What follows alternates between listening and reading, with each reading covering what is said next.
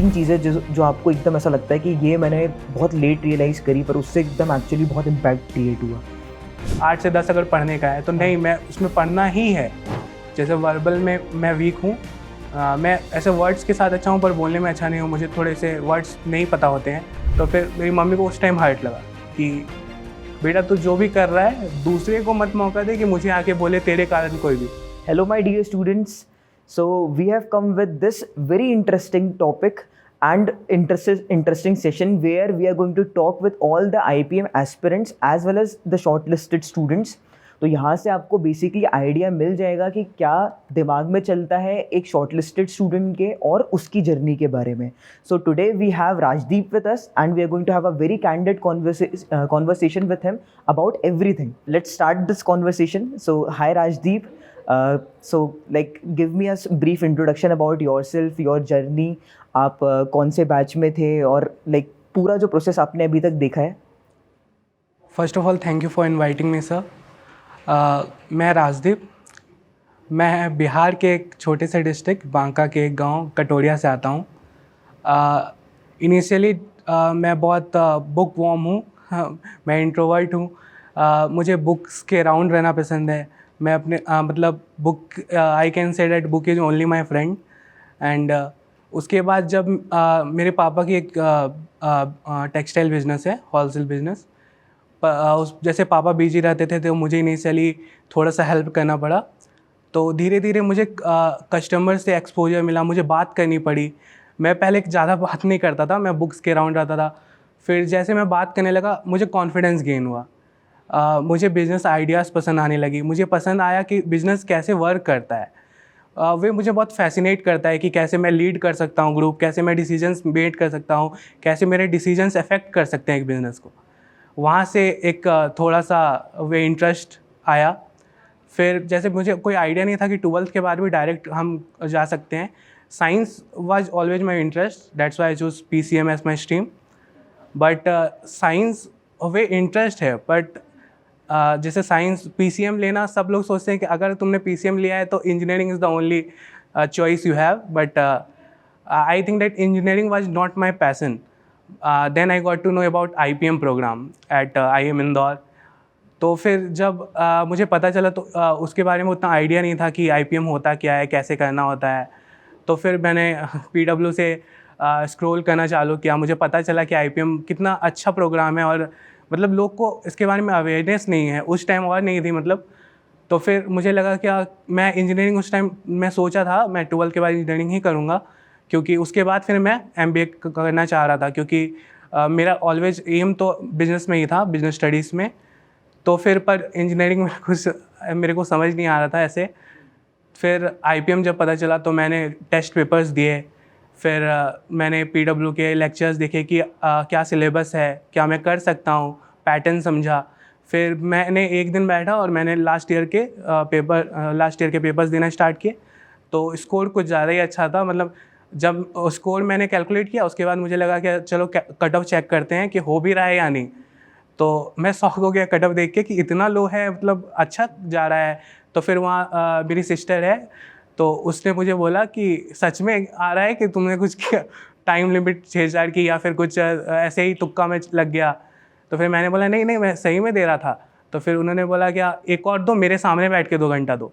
तो फिर मैंने दिया. फिर भी वही स्कोर और अच्छा था. तो फिर वहाँ से कॉन्फिडेंस आया कि हाँ ये समथिंग है जो मेरा इंटरेस्ट भी है, पैसन है और मैं इसको कर सकता हूँ. तो फिर वहाँ से स्टार्ट हुई मेरी IPMAT की जर्नी विद PW. तो फिर जैसे मैंने बैचेस, बहुत सारे बैचेस थे. फिर और एक PI बैच. जैसे मैं इंट्रोवर्ट हूँ, मैं बोलना तो जानता हूँ पर ऐसा कि मुझे कभी नहीं है कि UPSC के इंटरव्यूज़ मैं देखता था यूट्यूब पे, तो मुझे लगता था कि मैं होता तो ये बोलता, मैं होता तो अरे यार ये क्या कर दिया, ये तो मैं बोल सकता था, मैं ज़्यादा अच्छा कर सकता हूँ. पर जब खुद को देने की बारी आती है तो पता चलता है नहीं भाई ये बहुत टफ है. सही बात है. तो फिर उसके बाद फिर जब मैंने दिया पेपर तो कट ऑफ तो निकल गया. मैं सेक्शनल कट ऑफ के लिए थोड़ा वरी था इंदौर का, तो इसलिए मैंने इंटरव्यू की प्रिपरेशन चालू नहीं की थी. तो उसके बाद फिर मैं वेट कर रहा था कि कट आ जाने दो, क्योंकि जैसे घर पर बता देने के बाद मम्मी पापा थोड़े ज़्यादा हो जाते हैं कि हाँ भाई बेटे का हो गया. उन्हें बताना थोड़ा मुश्किल होता है कि नहीं पापा अभी नहीं है, अभी एग्ज़ाम है, इंटरव्यू है, होगा, पर थोड़ा वेट करो, अभी नहीं, अभी मिठाई बांटने की ज़रूरत नहीं है सही बेसिकली। बात है। तो फिर मैंने बताया, तो फिर इंदौर का कट ऑफ जब निकला तो मतलब मेरे फैमिली तो बहुत खुश हो गए कि हाँ चलो कम से कम इतना बड़ा स्टेप तो आगे आ गया। उसके बाद पीआई प्रेप से जब मैंने ज्वाइन किया, फर्स्ट इंटरव्यू मेरा था पीडब्ल्यू की तरफ से। आयुष आनंद भैया थे एक, वे IIM लखनऊ से हैं, उन्होंने मेरा फर्स्ट इंटरव्यू लिया। बहुत ही बुरा गया, बहुत ही मतलब बहुत ही बुरा। मतलब मैं रूम में इंटरव्यू दे रहा था और मेरी सिस्टर, मेरा ब्रदर सब बाहर ऐसे डोर की साइड में बैठे हुए थे कि हमें सुनना है। मैंने सबको बाहर भगा दिया था कि नहीं, बेइज्जती होगी तो अकेले कमरे में होनी चाहिए। पर उन्होंने सुना, फिर बहुत ही बुरा गया। तो उसके बाद मैं रूम खोला तो वे दोनों वहीं बैठे हुए थे। तो उन्होंने बोला कि हाँ ऐसे हमारे सामने तो बहुत बन जाते हो, वहाँ क्या हो गया, आवाज़ ही नहीं निकल रही थी। तो फिर हाँ, तो उसके बाद फिर पर उन्होंने बहुत अच्छा से बताया कि उन्होंने मतलब ऐसे कुछ डिमोटिवेट नहीं किया। उन्होंने बताया कि तुम्हारे पॉइंट्स अच्छे थे, तुम्हारा तरीका अच्छा था, बस तुम्हें वे थोड़ा कॉन्फिडेंस चाहिए, नर्वस मत हो, और हो भी रहे हो तो उन्हें पता मत चलने दो। बिल्कुल। तो फिर उसके बाद सेकेंड सेशन बहुत ही अच्छा गया। उसमें मतलब उन्होंने भी बोला कि कंप्लीट चेंज हो गया राजदीप तुम 2 दिन में। तो फिर उसके बाद फिर धीरे धीरे और चला। फिर फाइनल ये जब इंटरव्यू का दिन आया, मैं करंट अफेयर्स फॉलो नहीं करता, तो करंट अफेयर्स फॉलो नहीं करता, पर जब मैं इंटरव्यू वेटिंग रूम में बैठा हुआ था, मेरे आजू बाजू सारे एस्पिरेंट्स फ़ोन में स्क्रॉल कर रहे। उस टाइम इजराइल और वे वॉर का सिचुएशन चल रहा था, जो ट्रम्प की एंट्री हुई थी उसमें। तो सब रीसेंट न्यूज़ में कवर थे, सब कह रहे थे कि उनसे पूछा जा रहा है, जो हमसे पहले आ रहे थे उनसे पूछा जा रहा है। पर मेरे को कोई आइडिया नहीं था उसके बारे में। मुझे अपने कंट्री के बारे में थोड़ा आइडिया है, पर बाहर के करंट अफेयर्स में उतना फॉलो नहीं करता। उसके बाद फिर जब मैं इंटरव्यू के लिए गया तो पहला क्वेश्चन तो उनका यही था कि आप कहाँ से हो, तो मैंने वही बताया कि मैं बांका से हूँ। मेरे बिहार के लोगों को बांका के बारे में नहीं पता होता, तो बाहर को वाले को तो नहीं पता होगा। फिर कटोरिया मेरे गांव का नाम है, वे भी थोड़ा अजीब है लोगों को सुनने के लिए।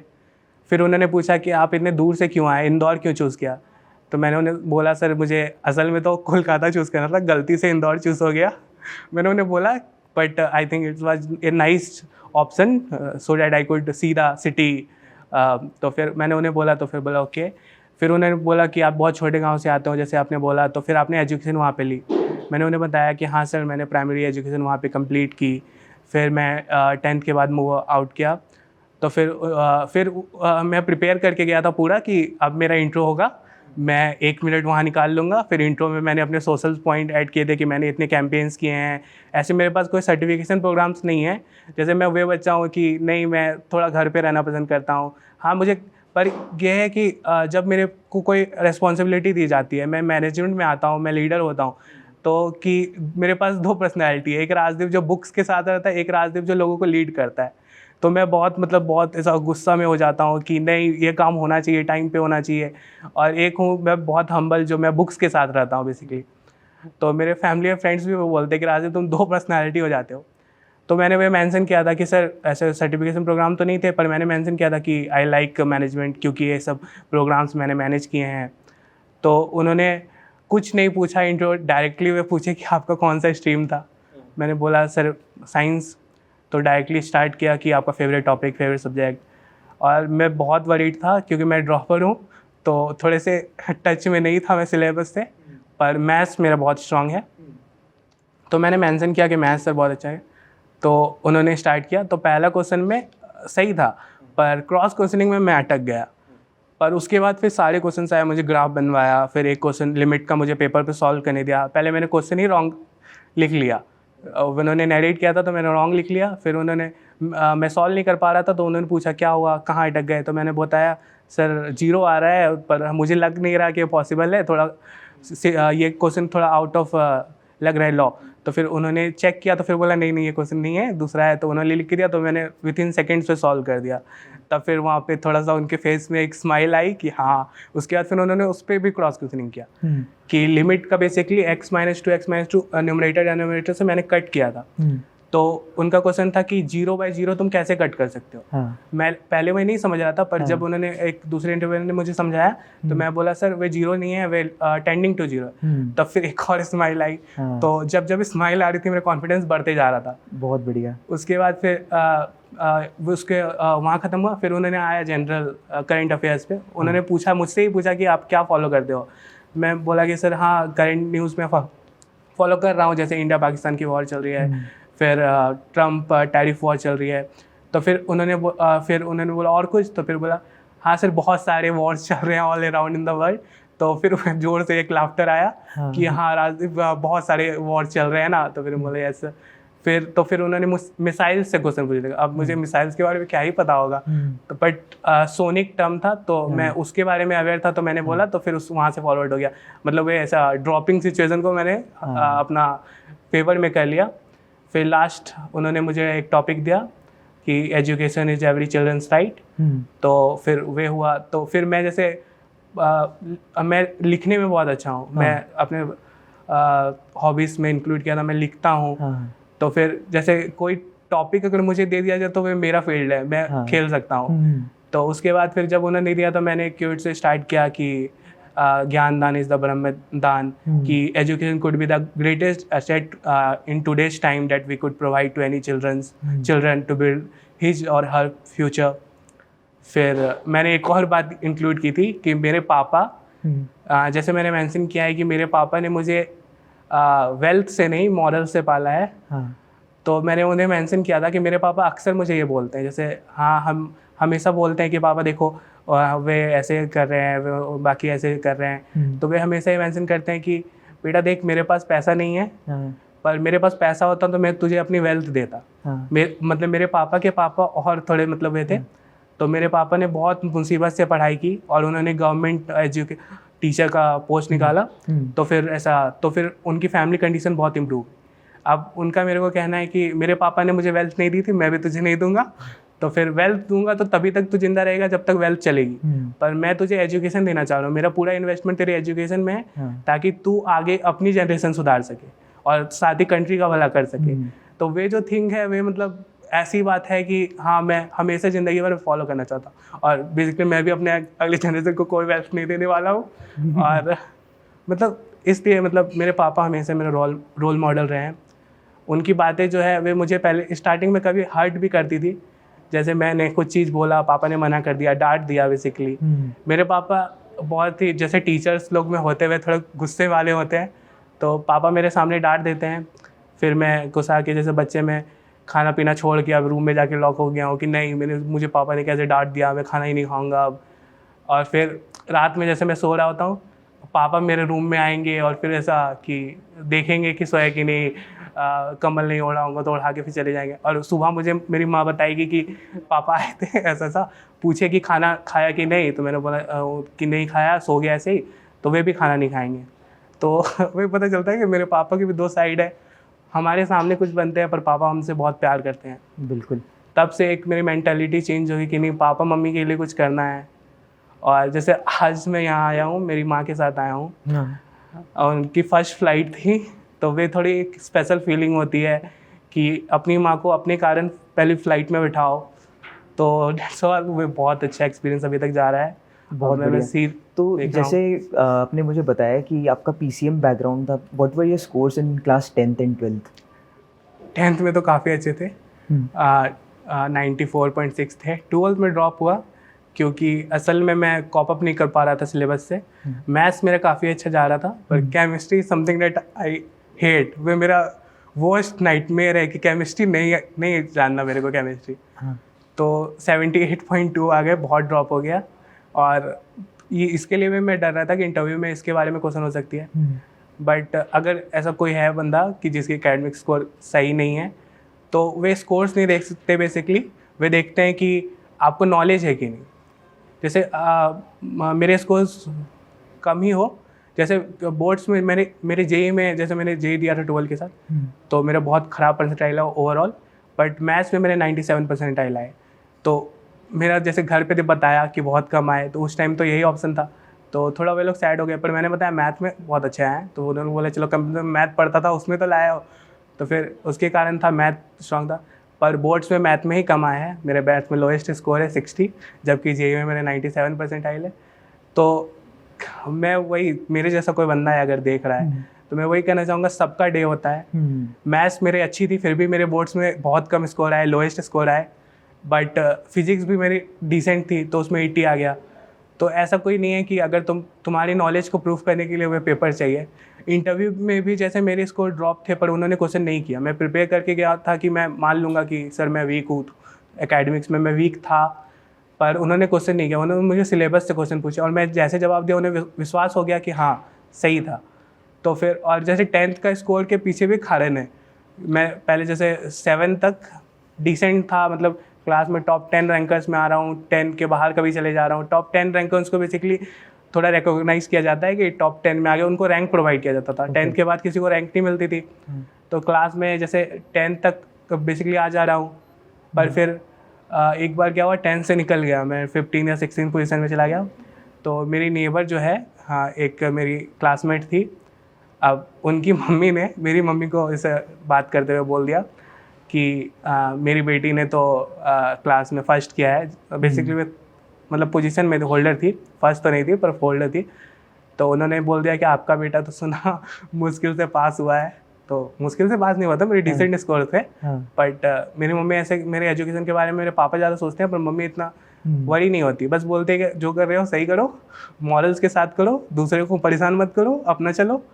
तो फिर मेरी मम्मी को उस टाइम हर्ट लगा कि बेटा तू जो भी कर रहा है दूसरे को मत मौका दे कि मुझे आके बोले तेरे कारण कोई भी। तो फिर मैंने सोचा कि नहीं, ऐसे नहीं चलेगा, मम्मी ने बोल दिया तो अब तो करना पड़ेगा।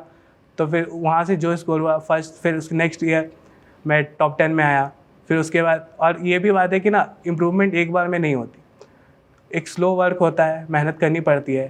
फर्स्ट ईयर में मैंने सोचा था कि अब तो डायरेक्ट टॉप कर जाऊँगा, पर नहीं हुआ, टॉप 10 में आ पाया। तो फिर भी मैं खुश था कि चलो इम्प्रूवमेंट तो हुई। फिर धीरे धीरे करते हुए लास्ट 10 तक मैं क्लास टॉपर था रैंक 1 के साथ। और मैं आज भी इसका क्रेडिट उन्हीं क्लासमेट को दूंगा कि थैंक यू, तुमने अपनी मम्मी को बोला और उनकी मम्मी ने मेरी मम्मी को बोला, ताकि मैं क्लास में टॉप कर सकूं।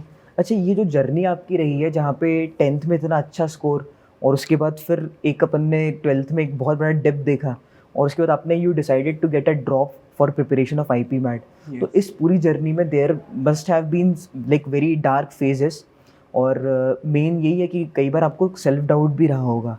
तो like 3 takeaways which you can tell me कि यार 3 चीज़ें जो आपको एकदम ऐसा लगता है कि ये मैंने बहुत लेट रियलाइज़ करी पर उससे एकदम एक्चुअली बहुत इम्पैक्ट क्रिएट हुआ।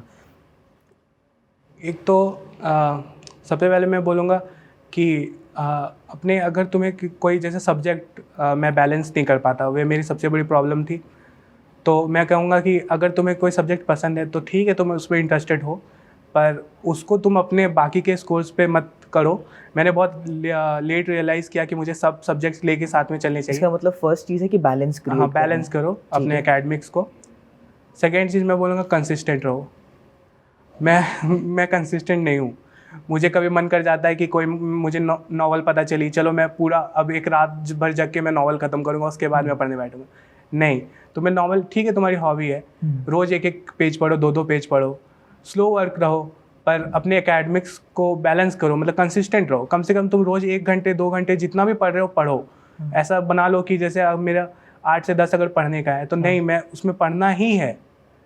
और जैसे शेड्यूल भी मैं फ़िक्स नहीं कर पाता, तो मैंने पहले इनिशियली मैंने ऐसे फिक्स कर लिया था। 10th के बाद जैसे टॉप कर गया, बहुत कॉन्फिडेंस आ गया, तो मैंने 11th में फिक्स किया था सुबह 6 बजे उठूँगा, 6 बजे से फिर तैयार हूँगा, 8 बजे स्कूल जाऊँगा, ये करूँगा, वो फॉलो करना। बट अगर मैं चीज़ पूछूँ कि आप मतलब दिन भर में कितना मिनिमम आवर्स जो है एक्चुअली प्रैक्टिस करते होगे, और अगर प्रैक्टिस के बाद समझ में आ रहा है कि कहीं मिस्टेक्स हो रही तो एनालिसिस के लिए कितना टाइम, मतलब क्या आपका एक नॉर्मल डे कैसा लगता था जब आप प्रिपेयर कर रहे थे? बेसिकली मैंने कोई शेड्यूल नहीं बनाया था, क्योंकि मुझे पहले पता चल गया था। तो मैंने टाइम रखा था। जैसे वर्बल में मैं वीक हूँ, मैं ऐसे वर्ड्स के साथ अच्छा हूँ पर बोलने में अच्छा नहीं हूँ, मुझे थोड़े से वर्ड्स नहीं पता होते हैं। तो मैंने बनाया था कि चलो थोड़ा सा कुछ पढ़ूँगा इंग्लिश का। मैंने थोड़ा मटेरियल जमा कर लिया था कि ये पढ़ता हूँ। फिर तो रिसोर्स पूरा आपने पहले जमा हाँ, कर लिया, फिर प्रैक्टिस के और लिए कितना सोर्स भी टाइम क्या, किया? ऐसा नहीं कि बहुत हेक्टिक रख लो। ये भी मुझे पहले लगा कि मैंने जैसे पीडीएफ्स डाउनलोड कर लिए, टेलीग्राम ग्रुप्स ज्वाइन कर लिए, जहाँ से मटेरियल हो सका वह किया, पर नहीं, वे नहीं होता। तो फिर मैंने किया कि सबसे जो सही सोर्स है उसको पकड़ा। जैसे फिर किन्हीं ने बोला कि न्यूज़पेपर पढ़ो, तो फिर मैंने उसको ज्वाइन किया कि ठीक है न्यूज़पेपर पढ़ता हूँ। तो सबके लिए मैंने ऐसा रख दिया था कि ये चेक पॉइंट है, रोज़ मुझे इसमें चेक लगना चाहिए। जैसे क्वांट्स के है कि जैसे एक अगर मुझे पेपर देना है तो वे दूंगा, क्वांट्स का 2 घंटे प्रैक्टिस करनी है वे करूँगा। और जैसे मेरे साथ एक और प्रॉब्लम थी कि मैं टाइम लिमिट में नहीं कर पाता। मेरे शॉर्ट आंसर्स में लोगों की कम होते हैं, मेरे ज़्यादा है, क्योंकि उसमें क्वेश्चंस कम होते हैं, टाइम ज़्यादा होता है। मैं क्वेश्चंस अगर मेरे पास है और टाइम लिमिट है, मैं ज़्यादा जल्दी सॉल्व कर सकता हूँ। पर अगर टाइम लिमिट के विथिन मुझे करना है तो वे मेरे लिए टफ हो जाता है। तो सबसे बड़ा तो मैं पूरा जर्नी हिस्ट्री के लिए स्ट्रगल किया कि मैं टाइम पे क्वेश्चन कैसे करूँ, और मुझे क्वेश्चन छोड़ना भी नहीं आता। कि मैं एक क्वेश्चन में घुस गया हूँ, अब मेरे टाइम लग गया तो मुझे अच्छा नहीं लगता कि मैं उसे स्किप करूँ। ये बहुत बड़ी गलती है कि जिसके कारण मेरे नेगेटिव्स भी होते हैं। बट वे मैं बहुत लेट रियलाइज़ किया ये बात भी कि क्वेश्चन स्किप करना आना चाहिए तुम्हें। उसके बाद फिर मैं प्रैक्टिस के लिए बेसिकली समय रखना था, फिर लेक्चर्स के लिए, और फिर जैसे मतलब सही रहता था। रात में जैसे मेरा रोज़ था कि मैं एक कॉपी अपने साथ हमेशा रखता हूँ, वे मेरी पर्सनल कॉपी रहती है। मैं ओवरथिंक भी बहुत करता हूँ, जैसे दोस्त नहीं है तो मतलब दोस्त कम है पर कम है, तो मैं बुक्स के साथ रहता हूँ तो मैं एक कॉपी हमेशा रखता हूँ। मैं ओवरथिंक करूँ, मैं सोचता हूँ कि चलो 1 साल है, ये कर लूँगा, ये कर लूँगा, ये कर लूँगा, तो वे नहीं जाती है आसानी से। ओवरथिंकिंग नहीं कॉपी में जाती। क्या कर रहे थे? लिख देता था, क्या? कोई थॉट आया, हाँ, जैसे कि चलो परसों डंप यहाँ कर रहे हो, चलता। थॉट्स डंप हाँ, कर रहे हो वहाँ पे। वे दिमाग में रहने के बाद बाकी एकेडमिक्स के लिए जगह नहीं है, बाकी चीज़ नहीं रख सकता। सही बात। और मैं क्या हूँ, मैं थोड़ा लेजी भी हूँ मेमोरीज के मामले में। मैं जल्दी कुछ याद नहीं रखता, कि किसी ने मुझे कुछ बात बोला तो मैं लेजी हूँ, मुझे याद नहीं रहेगा, मैं भूल जाऊँगा। तो फिर इसलिए मैं क्या हूँ, पर मुझे फालतू चीज़ें सब याद रहेगी, तो मैं उसमें सिर्फ डंप करता था कि चलो ये लिखते लिखते जैसे क्वांट सॉल्व कर रहा हूँ, अचानक कोई थॉट आया, अब ये मुझे डिस्टर्ब कर रहा है, सेकंड क्वेश्चन मुझसे नहीं हो रहा, अब ये कॉपी खोला, बस एक पॉइंट में वे थॉट लिख दिया। फिर कोई काम भी है, जैसे किसी ने मुझे बोल दिया कि 5 बजे तो ये करना है, तो अगर 2 ही बज रहे हैं तो भी मैं 3 घंटे वही सोचता हूँ, अरे मुझे 5 बजे जाना है, मुझे 5 बजे जाना है। तो ये सब मुझे बहुत डिस्टर्ब करता था, तो वे उस कॉपी में बस मैं लिख देता था, और एक दूसरी कॉपी थी उसमें बस रात में चेक करता था कि ये काम हो गया, ये काम हो गया, ये काम हो गया, और फिर सो जाता था। अच्छा, और जैसे कि मतलब मैंने एक चीज़ आपके बारे में पता लगाई थी कि आपने जो है कुछ मार्चेज़ में पार्टिसिपेट किया है, उसके बारे में कुछ बताइए। हाँ, जैसे कि मैं सोशल एक्टिविटीज़ में मैं बहुत इंटरेस्टेड रहा हूँ, क्योंकि मैं जहाँ से आता हूँ मैंने अपने सामने ऐसी चीज़ें होती हुई देखी है, जैसे चाइल्ड मैरिज, डाउरी सिस्टम तो जैसे अभी सोशल इविल्स में काउंट भी होता है, मेरे यहाँ नहीं होता। अच्छा। मेरे वहाँ बहुत प्रिविलेंट है, लोग को डाउरी के बारे में इतना नॉलेज ही नहीं कि अब कितनी बुरी बात है ये। चाइल्ड मैरिज मैंने खुद देखा अपने सामने, मेरे क्लासमेट्स की हुई है। तो फिर जैसे मेरे पापा टीचर है, वे और गांव में मतलब बहुत वे रूरल एरिया है वहाँ पे पढ़ाते हैं, और जैसे मेरे पापा आके ऐसे बता रहे थे, उनकी एक बहुत स्टूडेंट थी, एक लड़की, बहुत अच्छा स्कोर था, पर उसके जैसे चाइल्ड मैरिज करा गई। तो वे सब चीज़ थोड़ा इफ़ेक्ट करता है आपको मेंटली, कि हाँ मतलब नॉलेज अगर आपको आ रहा है तो आपको लोग दिखने स्टार्ट हो जाते हैं, आपको लोगों की प्रॉब्लम्स दिखने स्टार्ट हो जाती है। इसलिए मैं बोलता हूँ नॉलेज आपके लिए बहुत ज़रूरी है, क्योंकि नॉलेज आपको अंडरस्टैंड करने में मदद करता है। तो उसके बाद मुझे फ़र्स्ट टाइम जब मुझे मौका मिला, तो वे अल्कोहल प्रोहिबिशन एक्ट उस टाइम आया था बिहार में। तो जैसे उस टाइम मुझे पता था ये सब होता है, जैसे मेरे एरिया में भी मैं देखता था कि ऐसा हो रहा है, मारपीट उसके कारण, डोमेस्टिक वायलेंस, वे सब। तो मुझे लगा ये अच्छा मौका है, मुझे लीड करना चाहिए। तो मैंने अपने स्कूल के ग्रुप को लीड किया था, हम लोग रोड मार्च किए थे, उसके ऊपर स्लोगन्स रेस किए थे, फिर ऐसे पोस्टर्स लगाए थे। तो वे स्टार्टिंग पॉइंट था। उसके बाद फिर मैंने पोस्टर मेकिंग में कंपटीशन में पार्ट लिया, फिर सोशल सर्विस में, ड्राइंग में, फिर उसके बाद स्पीचेस दिए स्कूल में, बाहर। फिर जैसे मैं अपने फ्रेंड्स के साथ पापा के स्कूल विजिट करता था। तो ये सब चीज़ मुझे थोड़े से और इसके कारण मुझे पता चला कि हाँ मैं इसमें अच्छा हूँ, और मैं डेफिनेटली फ्यूचर में भी इसमें इन्वॉल्व हमेशा रहना चाहता हूँ। सो बेसिकली अपन ये देख सकते हैं कि राजदीप की journey, although coming from a very small village, he had this thing कि उसने जो अपने पापा मम्मी से और ये सारी चीज़ें देखी थी, उसने ही made sure that he kept morals and knowledge as his priority, ऐसा अपन कह सकते हैं। Yes. और उसके बाद like although having so many ups and downs, you kept your head high, आपने पॉजिटिव माइंडसेट रखा अपना, and eventually you know like आपने अपनी मेहनत को साथ रखते हुए you got the results that you have right now. So proud of you and thank you so much for this talk. And I wish कि आपके जितने भी जो शॉर्ट लिस्टिंग हुई है एंड जो इंटरव्यूज़ अभी आप दे रहे हो, you get converted in that. So thank you everyone. Thank you sir.